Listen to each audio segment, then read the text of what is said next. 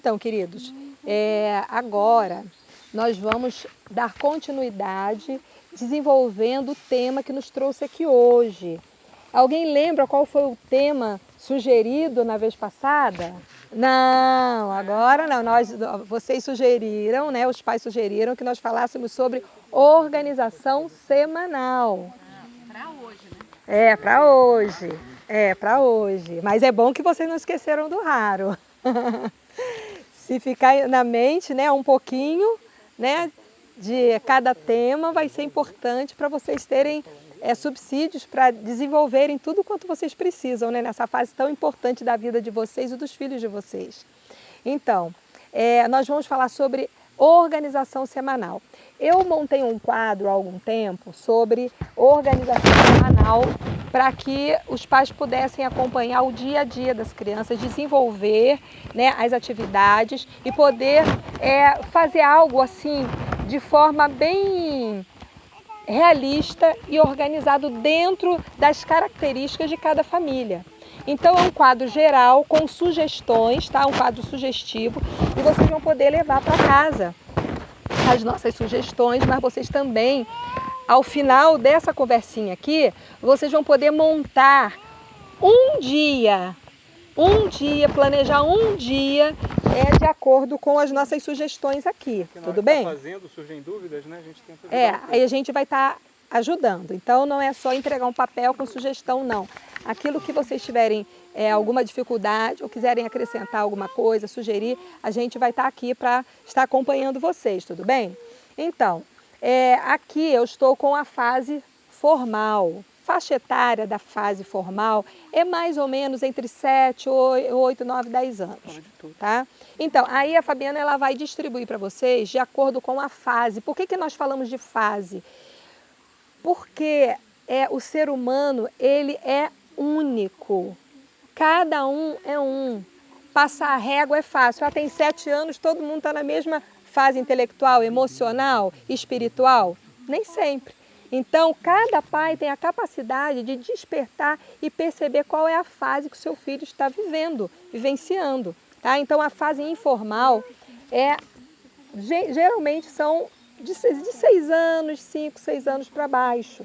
Tá? A partir daí, até uns 8, 9, 10 anos. Vai depender de cada criança, porque existem umas que são mais maduras em uma área e outras em outras áreas. Então, a gente precisa ter um olhar apurado e os pais eles têm essa sensibilidade para perceber. Já vocês sabem que quando na escola, às vezes o pai, meu filho está atrasado. Ele está atrasado por quê? Ele marcou hora com alguma coisa? Não, ele está vivendo a temperatura dele próprio, é a natureza do ser. Né? E às vezes nós assim nos assustamos acreditando que a criança, essa criança é muito adiantada, essa criança é... Não, cada um é um, cada ser humano é ímpar. Então os pais eles têm essa capacidade de perceber a fase que o seu filho está vivenciando e despertar para a forma como ele vai trabalhar com cada um. Né? Às vezes você tem 2 filhos, quando passou na fase de 5 anos tinha uma característica, o outro naquela mesma fase tem característica totalmente diferente. Né? Então é bom que a gente tenha essa percepção. Olha, nós temos aqui como é que a gente vai chamar isso? O encartezinho, o encartezinho do roteiro da organização semanal.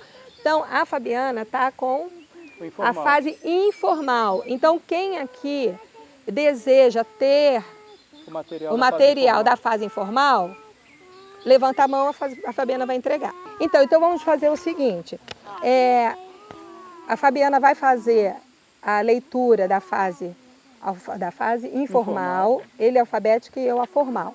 E aí, de acordo com o que vierem as sugestões ou as dúvidas, vamos então interagindo, tudo bem assim? E crianças? Crianças, olha... Acontece assim, que durante o que a gente está falando aqui, tem coisas importantes que vocês que conseguirem entender o que a gente está falando, lembra de alguma coisa da sua casa, alguma coisa que você gostaria e você percebe que tem a ver, pode falar, tá bom? Tá, e também eu quero deixar prevenido que após a leitura, tá, nós não vamos nos aprofundar tanto na leitura. Depois, até quando terminar, a gente pode conversar individualmente. Mas após essa leitura, vocês vão fazer uma dinâmica com os filhos de vocês. Tá bom? Então a criança tem que estar inteirada do que está acontecendo aqui, tá? Então, lembre-se que são sugestões, ou seja, vocês estão livres para colocar ou tirar. É um guia, digamos assim, para os pais, principalmente que os pais se encontram assim, eu não sei o que fazer, digamos assim, né? Aí na segunda, a gente Você vai ler aqui primeiro, que é importante. Pais educadores, que vocês tenham a coragem dos filhos de Deus e nunca desistam de fazer o que é certo. Seus filhos são herança do Senhor, tá? Aí tem uma dica, né? Sempre dar início nas atividades com oração, né? Todo sempre momento, procurando, sempre buscando isso.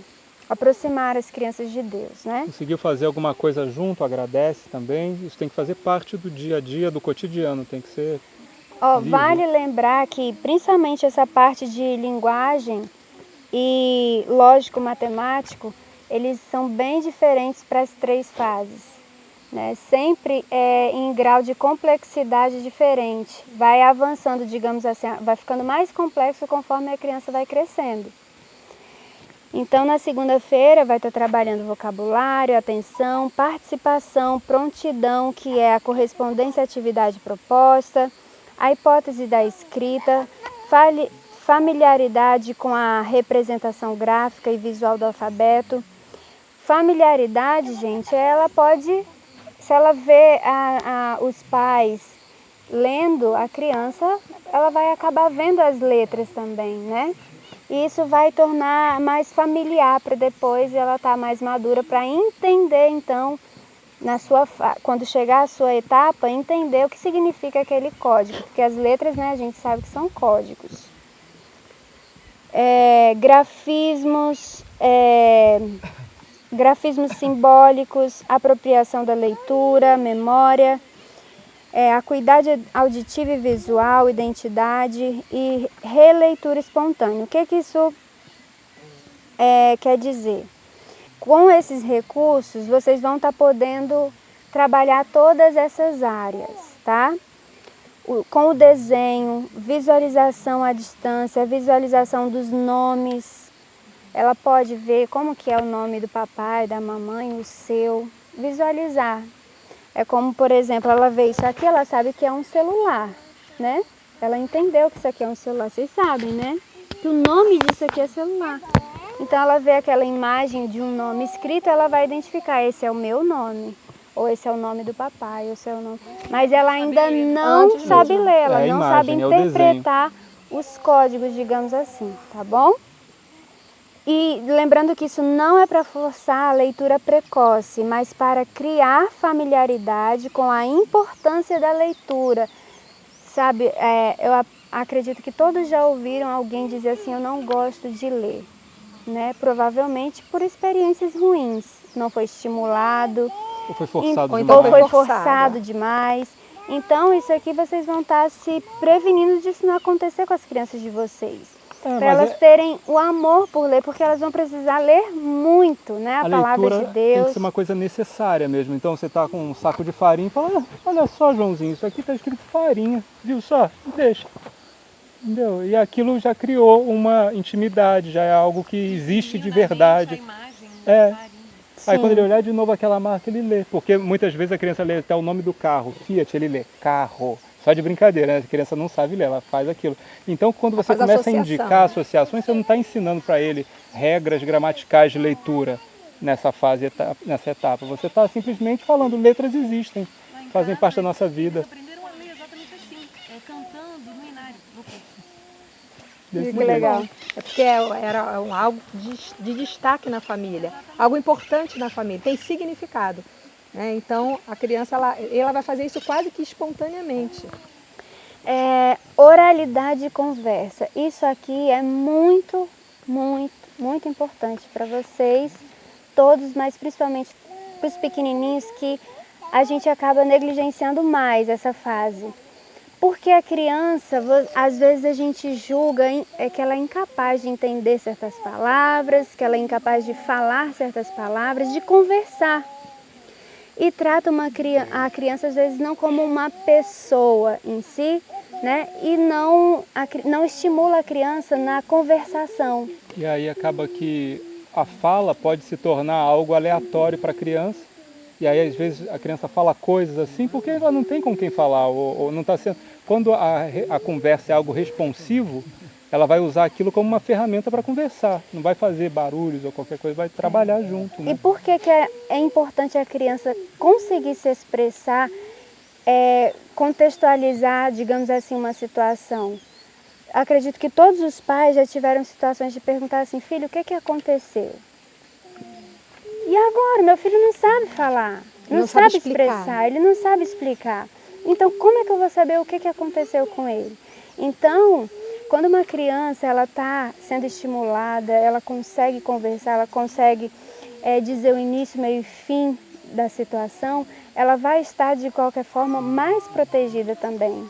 Ela vai poder explicar certas coisas, né, que às vezes acontecem, embora os pais estejam procurando estar sempre de olho, muitas coisas acontecem que os pais não conseguem ver, né? Então é interessante isso. Trabalhar também a percepção visual da criança. Leitura de mundo.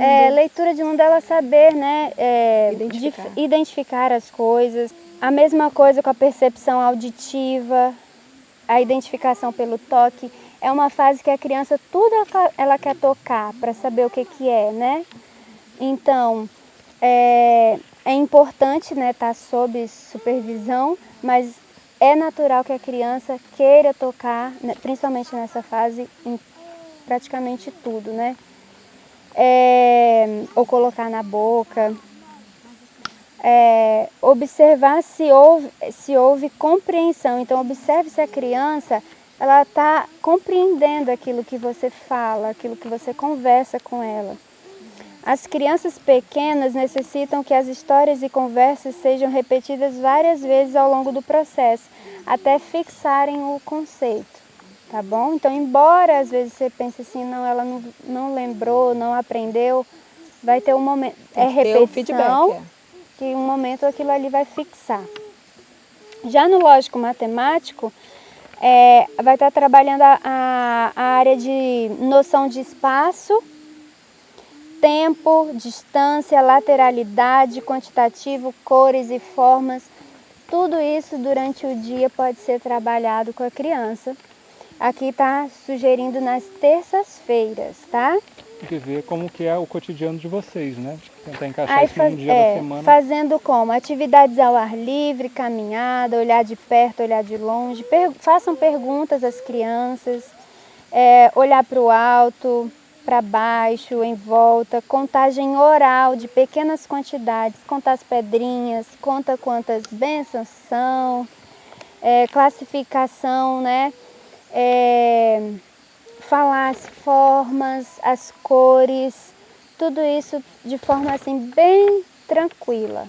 Nada de ficar forçando a barra. Eu te falei que que isso aqui é essa cor e não aquela. Já é terça-feira, a gente tem que fazer isso. Sejam, né, mais sutis. Então, na quarta-feira, está sugerindo a atitude socioafetiva, artes, criatividade, natureza, sociedade e fisiologia.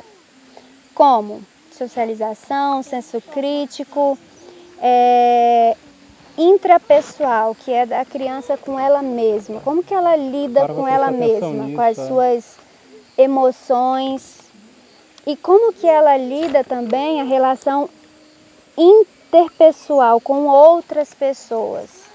Como que é o relacionamento dela? Trabalhar isso. Equilíbrio emocional, afetividade, o respeito e a amizade.